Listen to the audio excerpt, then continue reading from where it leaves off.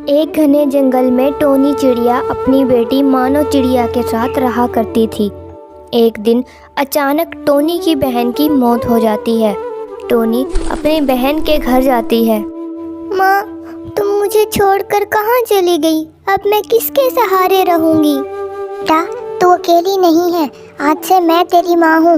मैं तुझे अपने घर ले चलूंगी। टोनी चिड़िया पिंकी को अपने घर लेकर आ जाती है। बेटा, तू किसी चीज की फिक्र मत करना। यहाँ तेरी बड़ी बहन मानो भी है। तुम दोनों मिलकर रहना। मैं तुम्हारा एडमिशन भी उसके साथ में करवा दूंगी। जल्द ही पिंकी वहाँ पर घुल मिल जाती है। एक दिन दोनों खेल रही थी कि मानो से पिंकी को धक्का लग जाता है और वो पेड़ से नीचे गिर जाती है और उसको बहुत ज़्यादा चोट आती है।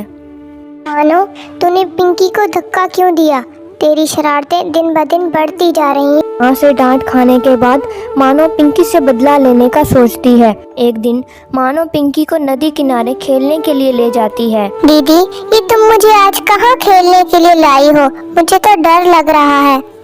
कि तू बेकार में डर रही है। मैं तो रोज यहाँ खेलने आती हूँ। अचानक मानो का पाँव फिसल जाता है और वो नदी में बहने लगती है। अपनी बहन को नदी में डूबता देखकर पिंकी उसको नदी से बाहर निकाल लेती है और उसकी जान बचा लेती है। मानो को अपनी गलती का एहसास हो जाता है। मुझे माफ कर दो पिंकी। मैं तुम्हें इस गहरी नदी में डुबाने के लिए लाई थी और तुमने मुझे ही डूबने से बचा लिया। मुझे माफ कर दो मेरी बहन। बात नहीं दीदी, मैंने आपको माफ किया। एक जंगल में दो तोते रहते थे। चिंटू तोता बड़ा भाई था, मिंटू तोता छोटा भाई था। मिंटू तोते, आज मुझे अपने बाबा की बहुत याद आ रही है। ये आम का पेड़ उनकी आखिरी निशानी है। ये उन्होंने बड़ी मेहनत से बड़ा किया था। हम इसका दोनों भाई मिलकर ख्याल रखेंगे। दोनों ही भाई पेड़ से बहुत मोहब्बत करते थे। बड़े भाई की शादी हो गई थी, लेकिन उसकी बीवी बहुत चालाक थी। अरे तोते जी, हम तो आपके बाबा का मरने का कब से इंतज़ार कर रहे थे कि हमें इस पेड़ से आधा हिस्सा मिलेगा। अरे तोती, आहिस्ता बोलो। छोटे भाई ने सुन लिया तो मसला हो जाएगा। वैसे भी उस पेड़ पे सिर्फ मेरा हक है। अरे वाह तोते जी, क्या बात की है। अब आप जल्दी से अपने छोटे भाई से उस पेड़ में अपने हिस्से की बात कर लें। मिंटू तोते की दोस्त रानो चिड़िया होती है, जो कि बहुत ही समझदार होती है। मिंटू तोते, तुम अपने भाई से ज़रा चालाक होकर रहा करो। मुझे उसकी नीयत बिल्कुल अच्छी नहीं लगती। रानो चिड़िया, मैं अपने भाई के खिलाफ कुछ नहीं सुन सकता। अगले रोज़ मिंटू तोता चिंटू तोते से कहता है कि मैं चाहता हूँ कि इस पेड़ में से हम दोनों भाई अपना अपना हिस्सा ले लें। आप मेरे बड़े भाई हैं, जैसे आपको अच्छा लगे वैसे कर लें। मिंटू तोते, इस पेड़ पर जितने दिन फल लगेंगे वो मेरे होंगे। इस दरख्त की लकड़ी और साया तुम्हारा होगा। और जब ये दरख्त बूढ़ा हो जाएगा तो तुम इसकी लकड़ी बेचकर व्यापार कर लेना। मिंटू तोता मासूम होता है और वो ये कबूल कर लेता है। मैं सिर्फ इस दरख्त की छाँव में बैठूंगा और कोई भी फल नहीं खाऊंगा। अगली सुबह जब मिंटू को बहुत भूख लगती है कि वो दरख्त से फल तोड़ने लगता है, इतने में उसका बड़ा भाई आ जाता है और वो उसे फल तोड़ने से मना कर देता है। क्या तुम्हें कल वाली बात याद नहीं? पर तोते भाई, फिर मैं क्या खाऊंगा? मुझे तो बहुत भूख लगी है। मुझे क्या पता, जाओ तुम भी दूसरे परिंदों की तरह मेहनत कर कर खाओ। ये सुनकर मिंटू तोता वहाँ से उदास होकर उड़ जाता है और चिंटू तोता वो फल बेचकर बहुत अमीर हो जाता है और उसका अपना एक बड़ा घर भी होता है। मिंटू तोते, मैं तुम्हें काफी दिन से परेशान देख रही हूँ और तुम्हें जंगल में फल ढूंढने की क्या जरूरत है जब तुम्हारा अपना इतना बड़ा फल का दरख्त है। रानो चिड़िया, तुम मेरी दोस्त हो, मैं तुमसे कुछ नहीं छिपाता। मेरे बड़े भाई ने हिस्सा कर लिया है। जहाँ फल लगते हैं ऊपर वाला हिस्सा खुद रख लिया है और नीचे लकड़ी वाला हिस्सा मुझे दे दिया है। अरे मिंटू तोते, तुम बहुत मासूम हो। दरख्त के सिर्फ फल ही काम के होते हैं। तुम्हारे भाई ने तुम्हारे साथ धोखा किया है। दरख्त की उम्र बहुत ज़्यादा होती है और तुम्हारी उम्र बहुत कम है और दरख्त फल देना कभी नहीं छोड़ेगा। ये सारी बातें काला कौवा सुन लेता है और उड़कर मिंटू तोते के पास जाता है और कहता है कि तुम अपने भाई से अपना हिस्सा छीन लो, अभी भी कुछ नहीं बिगड़ा।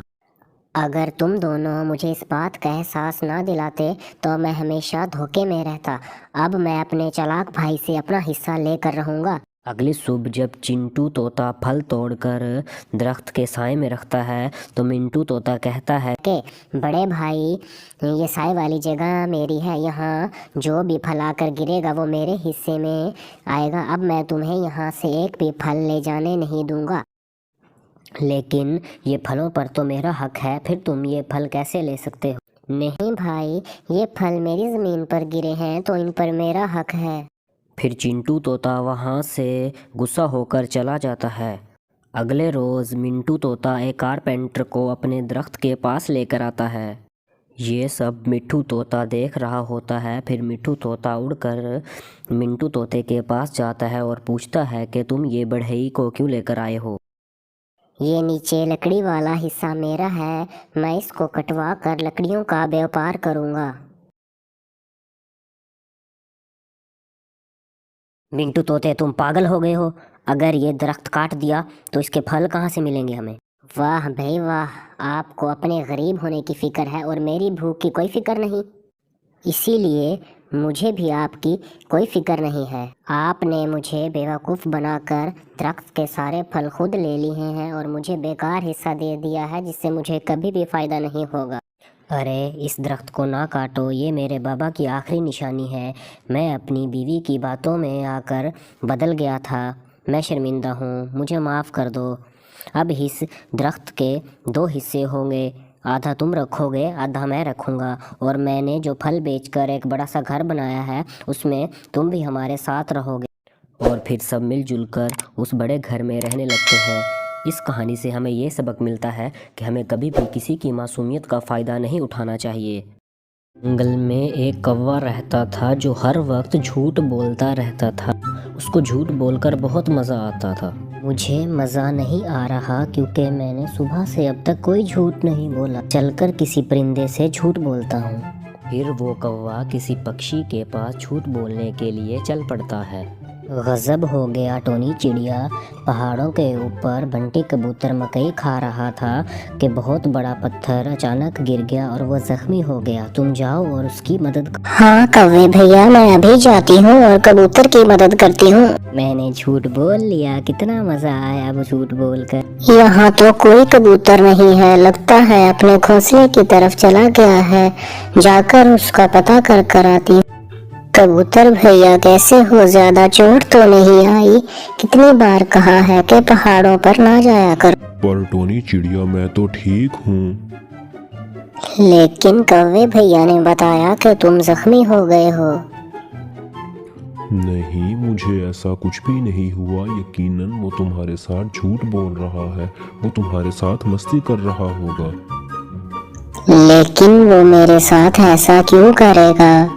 तुम तो जानती हो ना, उसकी आदत है झूठ बोलने की और परिंदों को पागल बनाने की। चले कबूतर भैया, मैं अपने घर जाती हूँ। ये कहकर चिड़िया अपने घर की तरफ उड़ जाती है। अगले दिन कौवे का फिर से झूठ बोलने का दिल करता है। वो कहता है, सुबह हो गई है, आज मुझे कोई और झूठ बोलना पड़ेगा वरना मुझे बिल्कुल मज़ा नहीं आएगा। फिर वो कौवा पहाड़ों की तरफ जाता है। आज तो मैं ऐसा झूठ बोलूँगा कि सब परिंदे पागल हो जाएंगे।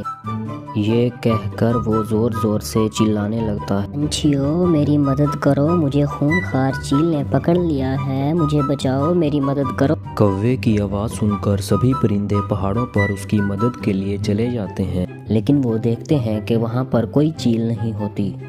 चलो पंछियों, हम बिला वजह इसकी मदद करने आए हैं। फिर सब पंछी अपने घोंसलों की तरफ चले जाते हैं। वाह वाह, सब पंछियों को उल्लू बनाकर बड़ा मज़ा आया। अब मैं कल भी इनको उल्लू बनाऊंगा। अगली सुबह फिर कौवा पहाड़ों की तरफ चला जाता है और वहाँ ज़ोर ज़ोर से चिल्लाने लगता है, मेरी मदद करो, मुझे जालिम बाज ने पकड़ लिया है, पंछियों मुझे बचाओ, मेरी मदद करो। सभी पंछी कौवे की आवाज़ सुनकर परेशान होते हैं और सभी कौवे की मदद करने के लिए चले जाते हैं। अरे कौवे, कहाँ है वो बाज? पक्षियों, मैंने तुम सबको फिर से उल्लू बनाया। मुझे किसी ने नहीं पकड़ रखा था। कौवे की बात सुनकर सभी परिंदे बहुत गुस्सा हो जाते हैं, लेकिन वो चुपचाप वापस चले जाते। चिड़िया, ये कौवे की झूठ बोलने की आदत हद से बढ़ गई है। किसी रोज इसको इस बात की सजा मिलेगी। हाँ ना, हमें रोज बेवकूफ बनाता है, इसे इसकी सजा एक रोज जरूर मिलेगी। तीसरे रोज कौवा फिर से पहाड़ों पर बैठकर पंछियों का मजाक उड़ाने का सोचता है। इतने में एक चील वहां से गुजरती है। वो काफी दिन से भूखी होती है। कौवे को देखती है और कहती है कि वैसे तो मैं कौवे खाती नहीं हूँ, लेकिन मुझे बहुत भूख लग रही है। मुझे मजबूरी में इसी को खाना पड़ेगा। चील फौरन कौवे को दबोच लेती है। कौवा मदद के लिए चिल्लाता है। सभी पक्षी उसकी आवाज़ सुन रहे होते हैं। ये कौवे ने तो हमें बेवकूफ ही समझ रखा है, रोज रोज चिल्लाने लगता है। आज कुछ भी हो जाए, मैं इसकी मदद के लिए नहीं जाऊंगी। यकीनन ये आज भी हमें पागल बना रहा। कोई भी पक्षी उसकी मदद के लिए नहीं जाता। सभी समझते हैं कि वो मजाक कर रहा है और चील कौवे को खा जाती है। ये कहानी हमें ये सबक देती है कि हमें कभी भी झूठ नहीं बोलना चाहिए, वरना लोगों का एतबार हम पे से खत्म हो जाता है। सुंदरवन के जंगलों में बंटी कबूतर, टुनटुनी चिड़िया अपनी बेटी टोनी के साथ खुशी से जिंदगी गुजार रहे थे। एक दिन छत से गिरने की वजह से टोनी की मां की मौत हो जाती है। बचपन में ही टोनी के सर से उसकी मां का साया उठ गया। कुछ दिन बाद उसके पिता बंटी कबूतर ने नीलो चिड़िया से दूसरी शादी कर ली। बंटी कबूतर ने कहा, टोनी बेटी, आज से ये ही तेरी माँ है। नीलो चिड़िया भी अपने साथ एक बेटी को लेकर आई थी जिसका नाम पिंकी था। नीलो चिड़िया टोनी को ज्यादा पसंद नहीं करती थी। वो हमेशा उस पर अपना हुक्म चलाती रहती। अरे ओ टोनी, खाना बनाने के लिए लकड़ियाँ नहीं है, खाना कैसे बनेगा? तो जंगल से लकड़ियाँ ले आएगी। टोनी बोली, हाँ माँ, मैं ले आऊंगी। इसी तरह नीलो चिड़िया उसको रोज जंगल में लकड़ियाँ लेने के लिए भेजने लगी। उसके जंगल जाने के बाद नीलो अपनी बेटी पिंकी को बहुत अच्छी चीजें बनाकर देती। टोनी एक दिन बोली, माँ, आज समोसे खाने का बहुत मन हो रहा है, बना दो। तो नीलो बोली, तेरे बाप की इतनी कमाई नहीं है जो पकवान पके। सुबह की रोटी रखी है, खा लो। यहाँ सुतेली माँ की डांट और मार खाते खाते टोनी बड़ी हो जाती है।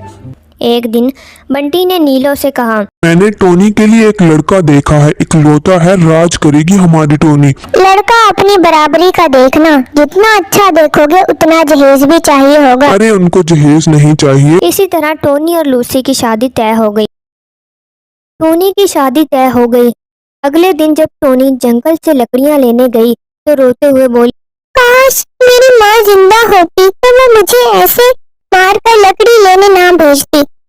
कि अचानक उसकी नजर कुछ लकड़ियों पर पड़ी। चलो अच्छा हुआ, आज लकड़ियाँ तोड़नी नहीं पड़ेंगी। वहां पर एक दुपट्टा पड़ा देखकर बोली, अरे ये तो दुपट्टा है, मगर इस जंगल में कौन छोड़ सकता है? लगता है पुराना है, इसे घर ले जाते हैं। जब वो दुपट्टा लेकर घर गई तो नीलो बोली, अरे ओ, ये क्या लाई है? अब लकड़ियों के साथ फटे पुराने कपड़े भी लाने लगी। तो दिखाने के लिए कि मैं तेरे ऊपर जुल्म करती हूँ, तो फटे पुराने कपड़े पहनेगी। तो ये देखकर पिंकी बोली, रहने दो माँ, अच्छा हुआ टोनी के लहंगे का खर्चा बच गया।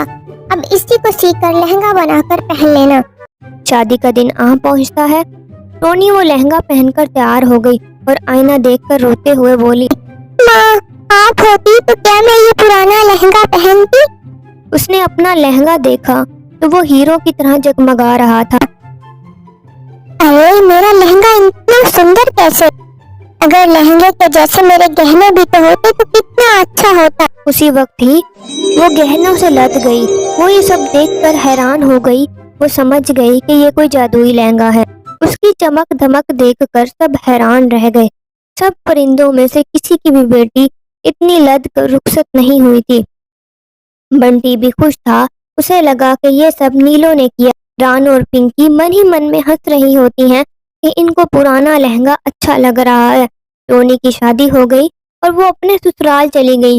एक साल बाद पिंकी की शादी बहुत अमीर घर में तय हो गई, मगर उसके ससुराल वालों ने जहेज की मांग कर दी। टोनी ने पिंकी की शादी पर भी वही लहंगा पहना था। टोनी के पिता बंटी कबूतर ने कहा, मेरी इज्जत रख लीजिए समधी जी, मैं आपका कहा हुआ जहेज नहीं जोड़ पाया, मैं आहिस्ता आहिस्ता करके सब दे दूंगा। तो वो बोला, ठीक है, फिर हम लड़की को भी उसी वक्त ले जाएंगे। ये सब देखकर टोनी अंदर चली गई। ए मेरे जादुई लहंगे लड़के वालों की सब मांगे पूरी कर दे। ये कहते ही कमरे में हीरे जवाहरात का ढेर लग जाता है। टोनी बोली, बोली माँ पिताजी अंदर आइए और इन्हें सब दे दीजिए। इतना सब कुछ देखकर सबकी आंखें चुंधिया गई। नीलो बोली, मुझे माफ कर दो, मैंने तुम्हारे साथ बहुत बुरा किया, फिर भी तुमने मेरी बेटी के लिए इतना कुछ किया, मगर ये सब तू लाई कहाँ से? लेकिन टोनी अगर बताती तो सबके मन में लालच आ जाता। टोनी बोली, जानना जरूरी नहीं कि ये कहाँ से आया, आप बस मेरी बहन की रुखसती की तैयारी करो। उसके बाद टोनी ने वो लहंगा एक बक्से में बंद करके रख दिया और किसी जरूरतमंद के लिए ही इस्तेमाल किया। सुंदरवन के जंगलों में रानो चिड़िया अपने पति लूसी कबूतर के साथ रहा करती थी। दोनों पति पत्नी मिलकर आइसक्रीम की दुकान चलाते थे। वो दोनों अपनी आइसक्रीम घर पर ही बनाया करते थे और आइसक्रीम की कीमत उन्होंने 1 रुपया रखी हुई थी। आइसक्रीम की कीमत कम होने की वजह से उनकी आइसक्रीम बहुत ज्यादा बिकती थी। दिन भर उनकी दुकान पर पंछियों की लाइन लगी रहती थी। रानो आंटी, ये लो 2 रुपए, मुझे 2 रुपए की आइसक्रीम दे दो। ये लो बेटा। तभी वहाँ पर हरी तोती पहुँचती है। अरे रानो बहन, ठंडी ठंडी आइसक्रीम देना, मेरे बच्चे बहुत जिद कर रहे हैं आइसक्रीम के लिए। हाँ हाँ हरी बहन, सारी आइसक्रीम ठंडी ही है। रानो चिड़िया 10 आइसक्रीम निकालकर हरी तोती को दे देती है। इसी तरह रानो चिड़िया 1 रुपए में आइसक्रीम को बेचकर बहुत सारे पैसे कमा रही थी। रानो चिड़िया की दुकान के सामने कालू कौवे की आइसक्रीम की भी दुकान थी। वो महंगी आइसक्रीम बेचता था, जिसकी वजह से कोई भी पंछी उससे आइसक्रीम नहीं खरीदता था। उसी कबूतर और रानो चिड़िया की दुकान के सामने बहुत सारे पंछियों की भीड़ देखकर कालू बहुत जला करता था। एक दिन कालू कौवा अपनी बीवी चीचू कौवी से कहता है, वो देखो चीचू, लूसी कबूतर और रानो की दुकान में बहुत सारे आइसक्रीम खरीदने वालों की लाइन लगी रहती है। कोई हमारी दुकान की तरफ आता भी नहीं है। मुझे समझ ही नहीं आता मैं अपने दुकान पर पंछियों को कैसे बुलाऊं। तुम बेकार में ही अपना खून जला रहे हो। मेरी मानो तो तुम भी अब से 1 रुपए वाली आइसक्रीम बेचनी शुरू कर दो। लेकिन चीचू कौवी, हमें आइसक्रीम तो बनानी आती नहीं है। आप एक काम करो, शहर से केमिकल वाली आइसक्रीम लेकर आ जाना। वहाँ से तो 1 रुपए से भी कम में आइसक्रीम मिल जाएगी। फिर हम 1 रुपए की 2 बेचेंगे, फिर जंगल के पंछी खुद ब खुद आने लग जाएंगे। कालू कौवा शहर जाकर बनी बनाई आइसक्रीम लेकर आता है और अपनी दुकान पर 1 रुपए की 2 आइसक्रीम कहकर बेचने लगता है। आइसक्रीम ले लो आइसक्रीम, 1 रुपए की 2 आइसक्रीम। कालू की आवाज सुनकर टोनी चिड़िया उसकी दुकान पर आती है। अंकल जी, आप 1 रुपए में 2 आइसक्रीम बेच रहे हैं? हाँ टोनी चिड़िया, मैं आज से 1 रुपए में 2 आइसक्रीम बेचा करूँगा, वो भी हर फ्लेवर में।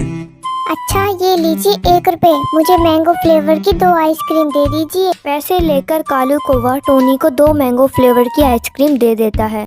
टोनी चिड़िया आइसक्रीम खाकर कहती है, अंकल, ये आइसक्रीम बहुत टेस्टी है। अच्छा, मैं चलती हूँ और अपने दोस्तों को भी बताऊंगी कि आप 1 रुपए में 2 आइसक्रीम देते हो, हर तरह के फ्लेवर वाली। आइसक्रीम के बहुत सारे फ्लेवर होने की वजह से और 1 रुपए में 2 होने की वजह से कालू की दुकान चल पड़ती है। लूसी कबूतर और रानो के तमाम ग्राहक कालू से आइसक्रीम लेना शुरू कर देते हैं। ये देखकर लूसी बहुत ही दुखी हो जाता है। रानो चिड़िया लूसी को समझाती है, तुम दुखी क्यों होते हो? हमारी आइसक्रीम बिना केमिकल वाली है। देखना, एक दिन जंगल के सब पंछी हमारे पास ही आएंगे। इसी तरह कुछ दिन बीत गए। कालू कौवा की आइसक्रीम खाकर सब पंछी बीमार पड़ने लगे। सारे पंछी कालू कौवा की दुकान पर जाकर हंगामा करने लगते हैं। तुम अपनी आइसक्रीम में क्या मिलाते हो? हमारे बच्चे खाकर बीमार पड़ गए हैं। रानो चिड़िया की आइसक्रीम हमारे बच्चे खाते थे, उन्हें कुछ नहीं हुआ। तुम्हारी आइसक्रीम खाकर बीमार हो गए हैं। हम पुलिस में कंप्लेन करेंगे कि तुम केमिकल वाली आइसक्रीम बनाते हो। नहीं नहीं, पुलिस में कंप्लेन मत करना, मैं आइसक्रीम नहीं बेचूंगा। मैं ये आइसक्रीम शहर से लेकर आता था, मुझे नहीं पता था कि इसमें केमिकल है। उसके बाद कालू कौवा आइसक्रीम बेचना बंद कर देता है। अब सब पंछी रानो चिड़िया की हाथ से बनी हुई 1 रुपए वाली आइसक्रीम खाने के लिए फिर से उसकी दुकान पर आ जाते हैं। अपनी दुकान पर फिर से इतनी ज्यादा भीड़ देखकर रानो और लूसी बहुत खुश थे। जंगल की एक सुबह सभी चिड़ियाँ और उसके बच्चे उठ चुके थे। रानो चिड़िया बचपन ही से बहुत आलसी थी। वो हमेशा बिस्तर पर पड़ी रहती थी, घर का कोई काम ना करती और ना ही स्कूल जाती, जिसकी वजह से उसके माँ बाप बहुत परेशान रहते थे। पता नहीं क्या बनेगा इस लड़की का, समझते ही नहीं। सारी रिश्तेदार चिड़िया हंसती हैं कि इसकी एक ही बेटी है, वो भी निकम्मी और सुस्त। आप परेशान मत हों, जो नसीब में होता है वही होता है। परेशान क्यों ना हो, अब वो शादी के लायक हो गई है। ऐसे में कौन करेगा इससे शादी, और अगर कर भी ली तो वहाँ जाकर सोई रहेगी। ज्यादा मत सोचो, क्या पता शादी के बाद सुधर ही जाए। रानो की शादी साथ वाले जंगल के तोते के साथ हो जाती और रुखसत होते वक्त रानो की माँ उससे कहती है, बेटा हमेशा खुश रहना, अपने खावन की खिदमत करना, दिल लगाकर काम करना। और उस जंगल के जानवर ये ना कहें कि रानो के माँ बाप ने उसे अच्छे तौर तरीके और सलीके नहीं सिखाए।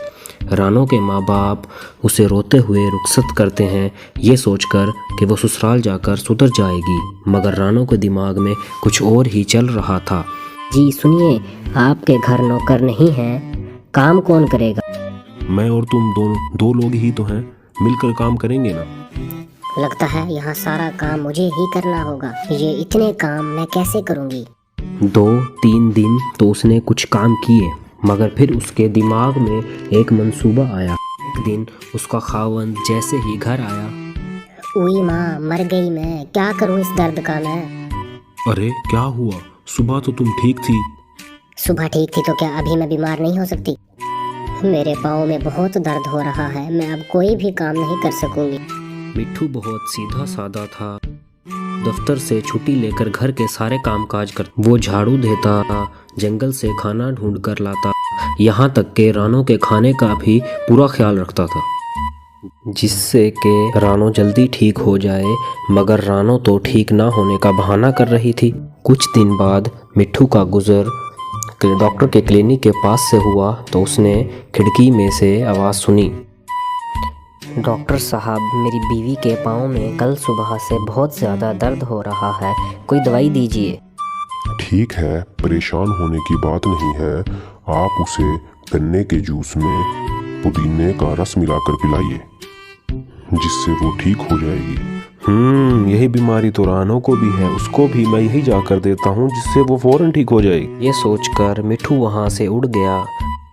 उसने बाजार से जाकर गन्ना खरीदा और उसमें पुदीना डालकर रानो को पिलाया। ठीक है रानो, अब तुम आराम करो, मैं तब तक जंगल से जाकर मज़े मज़े के फल और सब्जियां लेकर आता हूँ।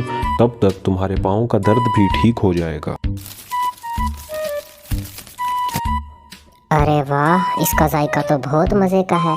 मतलब अब मुझे रोज़ रोज़ यही बहाना करना पड़ेगा ताकि रोज़ मुझे ये मिले।